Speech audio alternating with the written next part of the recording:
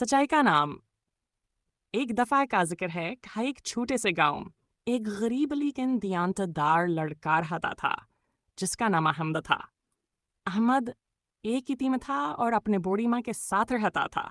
وہ روزانہ جنگل سے لکڑیاں کاٹ کر بازار میں بیچتا تھا تاکہ اپنی ماں کے لیے روزی کما سکے۔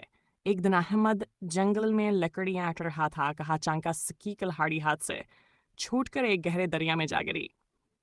احمد سخت پریشان ہو گیا کیونکہ کلہاڑی کا واحد ذریعہ ہمعاش تھی۔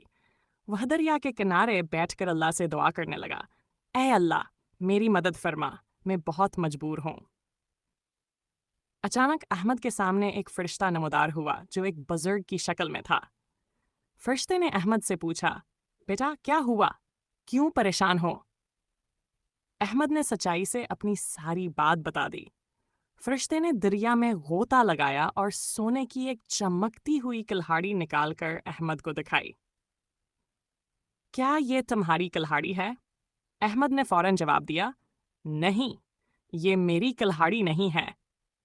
پھر فرشتے نے دوبارہ پانی میں غوطہ لگایا اور چاندی کی کلہاڑی نکالی۔ کیا یہ تمہاری کلہاڑی ہے؟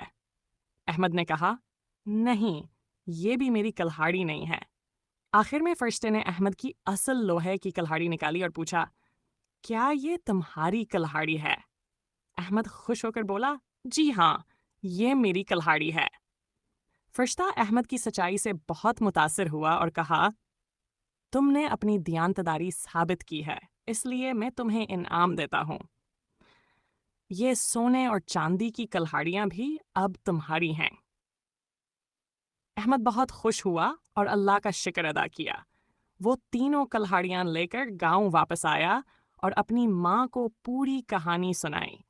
ماں نے اسے دعا دی اور کہا، بیٹا ہمیشہ سچ بولنا اور دیانتداری کو کبھی نہ چھوڑنا۔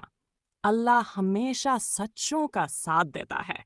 اس کہانی سے ہمیں یہ سبق ملتا ہے کہ سچائی اور دیانتداری کا انعام ہمیشہ ملتا ہے، چاہے